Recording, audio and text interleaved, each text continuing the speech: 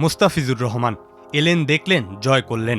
চোটের কারণে নিউজিল্যান্ডের বিপক্ষে সিরিজের প্রথম 2 ম্যাচে খেলতে পারেননি। চট্টগ্রামে আজ সিরিজ নির্ধারণী তৃতীয় ওয়ানডেতে দলে ফিরে 5 উইকেট নিয়েছেন এই বাঁহাতি পেসার।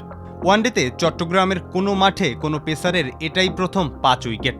এ নিয়ে মুস্তাফিজ ষষ্ঠবার ওয়ানডেতে 5 উইকেট নিয়েছেন। বাংলাদেশের আর কোনো বোলার 5 বারও ওয়ানডেতে 5 উইকেট পাননি। এর আগে ব্যাট হাতে সেঞ্চুরি পেয়েছেন নাজমুল হোসেন শান্ত। মুস্তাফিজ ও নাজমুলের পারফরম্যান্সেই সিরিজ নির্ধারণী ম্যাচটি 55 রানে জিতেছে বাংলাদেশ। তাতে 3 ম্যাচের সিরিজ বাংলাদেশ জিতল 2-1 ব্যবধানে। টসে জিতে ব্যাটিং করতে নেমে বাংলাদেশ তুলেছিল 265 রান। রান তারায় নিউজিল্যান্ড গুটিয়ে গেছে 210 রানে।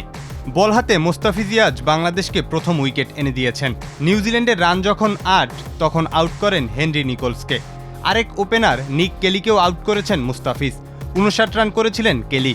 এরপর নাথান স্মিথ, জেইডেন লেনক্স ও উইল ওরুরকে আউট করেছেন এই বাঁহাতি পেসার। দ্বিতীয় ওয়ানডেতে 5 উইকেট নেওয়া নাহিদ রানাও জ্বলে উঠেছিলেন। 10 ওভারে 37 রান খরচায় তিনি নিয়েছেন 2 উইকেট। বল হাতে মেহেদী হাসান মিরাজ 2টি ও শরীফুল ইসলাম 1টি উইকেট নিয়েছেন। ব্যাট হাতে বাংলাদেশের শুরুটা হয়েছিল নড়বড়ে। 32 রানে পড়েছিল 3 উইকেট। কিন্তু এরপরই দারুণভাবে ঘুরে দাঁড়ায় স্বাগতিকরা। নাজমুল হোসেনের 119 বলে 105 এবং লিটন দাসের 91 বলে 76 রানে ভর করে 265 রানের সংগ্রহ পায় মিরাজের দল। লিটনের সঙ্গে 178 বলে 160 রানের জুটি গড়েন নাজমুল।